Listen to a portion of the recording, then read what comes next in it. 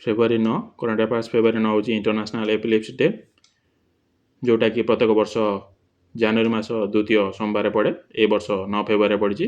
2015ରୁ ଆରମ୍ଭ ହୋଇଛି international league against epilepsy ILA ଦ୍ୱାରା ଏବଂ international bureau for epilepsy IBE ଦ୍ୱାରା। ଥିମ୍ ଅଛି ଏପିଲେପ୍ସି ପ୍ଲେଜ୍। ଏପିଲେପ୍ସି ଗୋଟେ ନ୍ୟୁମେରିକାଲ୍ ଡିସଅର୍ଡ଼ର ରୋଗ, ଯେଉଁଟାକି ଆମେ ବାତ ରୋଗ କହିଥାଉ। ସିମ୍ବଲ୍ ଅଛି ପର୍ପଲ୍ ରିବନ୍। ଆଉ 9 ଫେବୃଆରୀ ହେଉଛି ବାବା ଆମ୍ଟେ ଡେଥ୍ ଆନିଭର୍ସରୀ। 9 ଫେବୃଆରୀ 2008ରେ ମୃତ୍ୟୁବରଣ କରିଥିଲେ ଆନନ୍ଦବନ ମହାରାଷ୍ଟ୍ରରେ। ଆନନ୍ଦବନ ଯେଉଁଟାକୁ ସିଏ ସ୍ଥାପନା କରିଥିଲେ ଲେପର୍ସି ରୋଗୀମାନଙ୍କ ପାଇଁ। ତାଙ୍କର ପୁରା ନାମ ଥିଲା ମୁରଲୀଧର ଦେବୀଦାସ ଆମ୍ଟେ। 26 ଡିସେମ୍ବର 1914ରେ ଜନ୍ମଗ୍ରହଣ କରିଥିଲେ। ଆଉ ବାବା ତାଙ୍କର ନାଁ ନିକ୍ ନେମ୍ ଥିଲା, ଯେଉଁଟାକି ତାଙ୍କ ପିତାମାତା ତାଙ୍କୁ ଡାକୁଥିଲେ। ସେ କ୍ୱାଇଟ୍ ଇଣ୍ଡିଆ ମୁଭମେଣ୍ଟରେ ବି ଅଂଶଗ୍ରହଣ କରିଥିଲେ। ନର୍ମଦା ବଚାଓ ଆନ୍ଦୋଳନ କରିଥିଲେ 1990ରେ। 1985ରେ କରିଥିଲେ ନିଟ୍ ଇଣ୍ଡିଆ ମିଶନ, ଯେଉଁଟାକି 72 ବର୍ଷ ବୟସରେ କରିଥିଲେ। କାଶ୍ମୀର ଠାରୁ କନ୍ୟାକୁମାରୀ ଏବଂ ଆସାମ ଠାରୁ ଗୁଜରାଟ ଯାତ୍ରା କରିଥିଲେ। କାଶ୍ମୀର ହୋ ୟା କନ୍ୟାକୁମାରୀ ଭାରତ ମାତା ଏକ ହମାରୀ, ଏହି ନାରା ସହିତ ଭାରତବାସୀଙ୍କୁ ଏକାଠି କରିବା ପାଇଁ। ପଦ୍ମଶ୍ରୀ ପାଇଥିଲେ 1971ରେ। ରମନ ମାଗାସେସେ ପାଇଥିଲେ 1985ରେ। ପଦ୍ମବିଭୂଷଣ ପାଇଥିଲେ 1986ରେ। United nation prize human right ଫିଲ୍ଡରେ 1988ରେ। ଯମୁନାଲାଲ ବାଜାଜ 1979ରେ। ଗାନ୍ଧୀ ପ୍ରିଜ୍ ପ୍ରାଇଜ୍ 2004ରେ। ମହାରାଷ୍ଟ୍ର ଭୂଷଣ 2004ରେ। ପୋଷ୍ଟାଲ ଷ୍ଟାଫ୍ ଇଣ୍ଡିଆନ୍ ଗଭର୍ଣ୍ଣମେଣ୍ଟ ତାଙ୍କର ବନେଇଥିଲା 2014ରେ। 2018ରେ ଗୁଗୁଲ୍ ତାଙ୍କର 104ତମ ବର୍ଥଡେ ଗୁଗୁଲ୍ ଡୁଡୁଲ୍ରେ ସେଲିବ୍ରେସନ୍ କରିଥିଲା।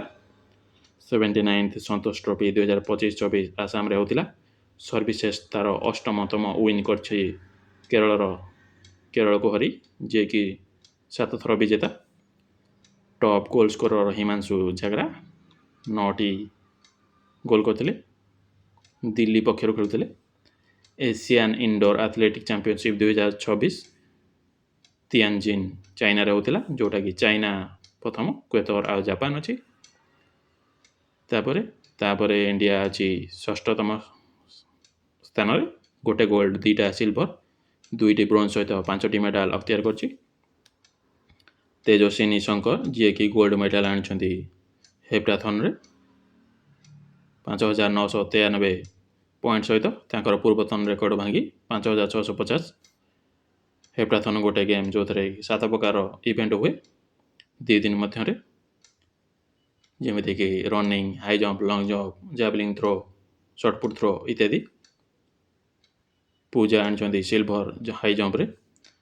TS2 ଆଣିଛନ୍ତି ସିଲଭର ସର୍ଟପୁଟ୍ ଥ୍ରୋରେ। ଏସିଆନ୍ ସୁଟିଂ ଚାମ୍ପିଅନସିପ୍, ଯେଉଁଟାକି ଏବେ ବି ସରିନି, ସେଥିରେ ଅର୍ଜୁନ ବାବୁଟା ଆଉ ଏଲଭେନିଲ୍ ଭାଲେରିନା, ଯିଏକି 10 ମିଟର ଏୟାର ରାଇଫଲ ମିକ୍ସଡ ଟିମ୍ରେ ଗୋଲ୍ଡ ଆଣିଛନ୍ତି।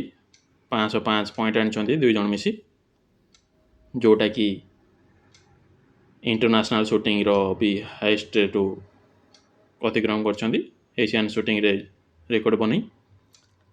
Nobel prize winner, piece prize winner, ଯେଉଁଟାକି ଯିଏ ହେଉଛନ୍ତି ନାର୍ଗେସ୍ ମୋହମ୍ମଦୀ, ଇରାନର। ସେଣ୍ଟେନ୍ସ 7 ବର୍ଷର ସଜା ତାଙ୍କୁ ଶୁଣାଯାଇଛି। 72ତମ women senior national kabaddi championship Haryana ଜିତିଛି ରେଲୱେକୁ ହରାଇ। ଉତ୍ତରାଖଣ୍ଡ CM ପୁଷ୍କର ସିଂ ଧାମୀ ଲଞ୍ଚ କରିଛନ୍ତି ଶାରଦା ରିଭର କରିଡର ପ୍ରୋଜେକ୍ଟ, ଯେଉଁଟାକି ଚମ୍ପାୱତ ଡିଷ୍ଟ୍ରିକ୍ଟ ଉତ୍ତରାଖଣ୍ଡରେ। ୱାର୍ଲଡର ଲଙ୍ଗେଷ୍ଟ ନେକ୍ ରେକର୍ଡ଼ ହୋଇଛି ଗିନିଜ୍ ୱାର୍ଲଡ ରେକର୍ଡ଼ ଇଣ୍ଡୋନେସିଆରେ Sulawesi ଫରେଷ୍ଟରେ,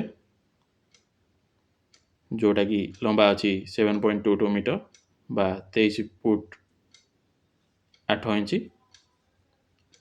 ରେଟିକୁଲେଟେଡ୍ Python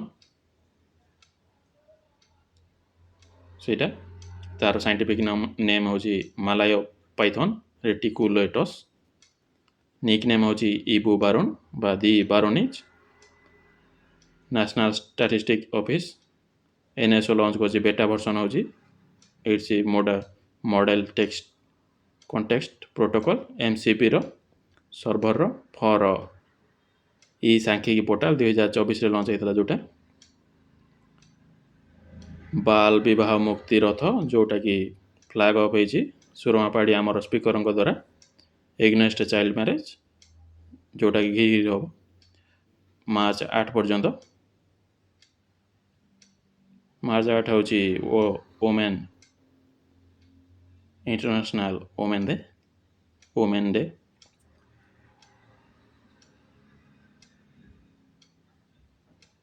defence ministry grant करछंती mini ratna category 1 status Yantra India limited को एटा अछि